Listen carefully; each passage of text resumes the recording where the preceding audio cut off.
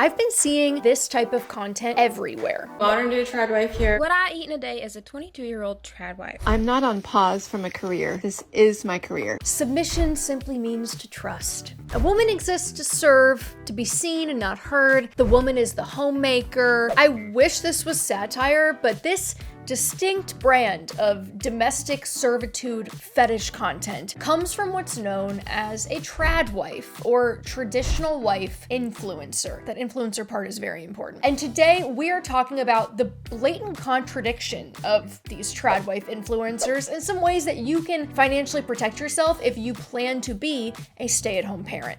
So recently the TradWife trend has begun entering more frequent mainstream media, like these think pieces from Time and CNN, and for years now, the TradWife movement has presented something of a familiar philosophical booby trap for feminists. TradWife defenders in the commentariat tout that their movement is about choice, ignoring that the limits of this worldview are pretty well documented, namely that it sidesteps a commitment to true progress in favor of claiming that any choice is by definition a liberating one, and that simply celebrating individual choices without addressing the larger issues can perpetuate existing power imbalances and inequalities. And upon just slightly closer inspection, you'll find that there's much more to this mirror world of traditional bliss and knee-length linen dresses than meets the untrained eye. There are different strains. Many are biblically driven, like wives, submit to your husbands as to the Lord, and others employ anti-hustle culture rhetoric to legitimize the desire to not work outside the home. And this is what all the variants have in common, though. The videos themselves may be hashtagged TradWife, but the link in profile always betrays a different story. These women are not actually financially submissive at all. In fact, many of them are making bank.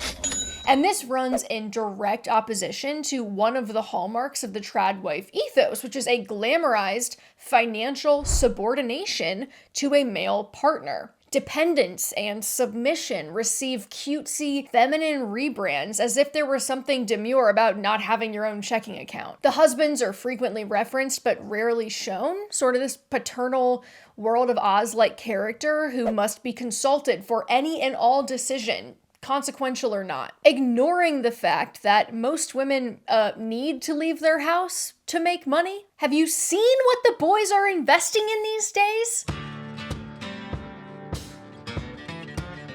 In fact, for a while, I couldn't quite put my finger on why the trend enraged me so much. Stay-at-home parents deserve financial and legal protections, and their labor has long been denied its due importance, which is something I mostly chalk up to a general devaluing of women's time. If unpaid domestic labor were quantified with a monetary value, it's estimated that it would constitute between 10% and 39% of GDP. But it was only recently that I recognized the blatant hypocrisy that's hiding in plain sight.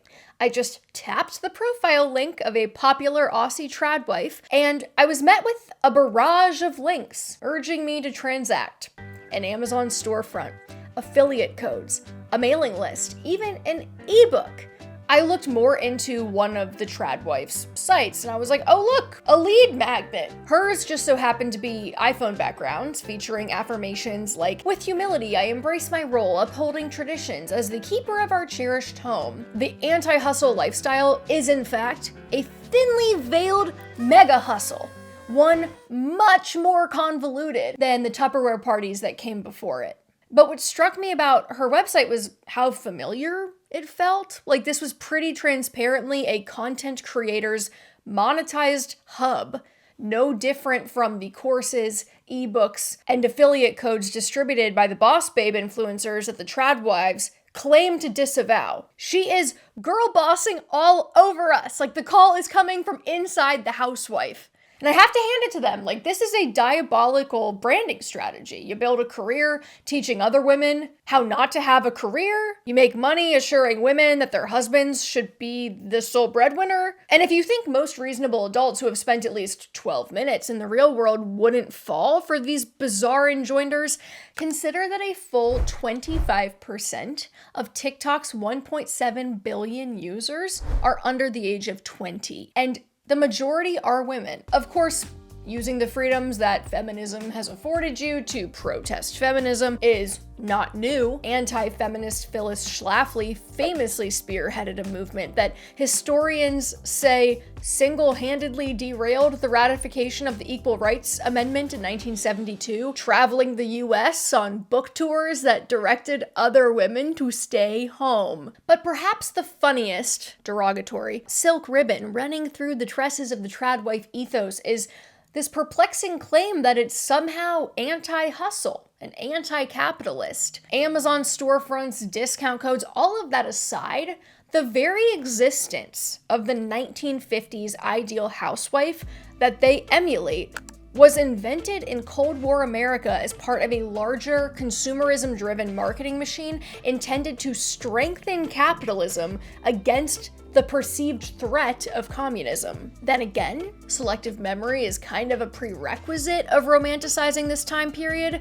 Women wouldn't have unobstructed access to their own bank accounts for 20 more years, and Black Americans were still legally second-class citizens. The ideal housewife's role was seen as chief consumption officer of the home, and it was an indefinite unpaid internship. So in this way, the TradWife doesn't really reject capitalism at all. If anything, it embodies it. How else would you classify performing labor that enriches someone else who controls how and when you get access to the resources that you created? I mean, it sounds a hell of a lot like a job to me, just one that also requires sleeping with your boss. I do your dad for a living. Everybody knows it, okay? Still, I keep returning to that little girl in the KitchenAid video. It's a child whose mother teaches her that it's aspirational to be financially dependent on a man. And would that person even be capable of choosing that path for herself as an adult? Maybe my cynicism is statistically driven. Women are 3 times as likely as their male partners to end up in poverty after a divorce. And TradWives like Estee have a simple solution for this pesky issue. They say just marry the right man, ignoring the truth that any man who is chomping at the bit to financially control you is, by definition,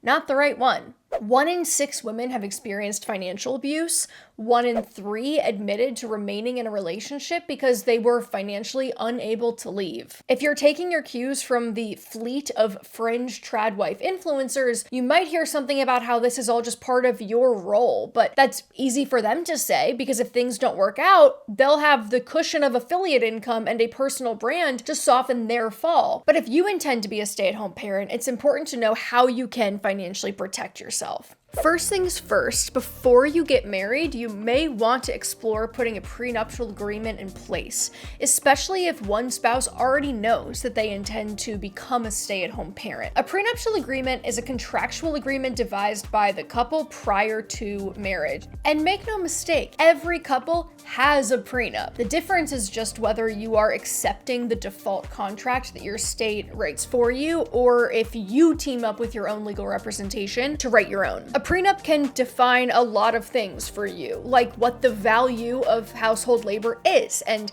how a spouse would be compensated with spousal support in the event of a divorce, because stay-at-home parents often have a really hard time re-entering the workforce when their marriage dissolves and they lose their source of income. Each spouse needs to retain their own legal representation, that's very important, and write terms that don't shock the conscience in order for a prenup to be enforceable. That is to say, you can't write a prenup that says one person gets to keep everything and the other person gets nothing, because who would agree to that? But a good prenup will clearly define what will happen to separate and marital property in the event of divorce and what constitutes separate versus marital property during the marriage. Speaking of property, let's talk briefly about separate property trusts. Separate property trusts ring-fence your personal premarital assets from financial risks brought on by the other spouse, which can run the gamut from like your standard issue secret credit card to the more serious gambling debt situation. A separate property trust clearly outlines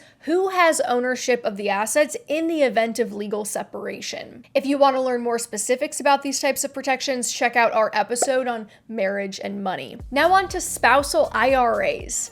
Essentially, spousal IRAs function like any other individual retirement account, except it's funded by the working spouse for the spouse who works inside the home. Just like traditional and Roth IRAs, there are specific rules and guidelines that guide how these can be used, like contribution and income limits for certain deductions. Spousal IRAs are nice because it means the spouse who doesn't work outside the home has retirement assets in their name and isn't totally losing out on the ability to save for their own retirement. Like if they worked a paycheck job and had a 401k plan through work. These are a few of the major things to consider if you would prefer to exit the workforce and be a stay-at-home parent. And for those who advocate traditional gender roles in handling finances and want to delegate all their decision-making solely to their partner, I would strongly encourage you to safeguard your own financial assets and define how you are going to be compensated for your domestic labor if you ever get divorced later in life, and determine maybe how any income from influencer activities will be treated. If you want to hear more conversations about money and culture, hit subscribe right here on my channel or find us on the Money with Katie show wherever you get your podcasts or at Money with Katie on Instagram. See ya.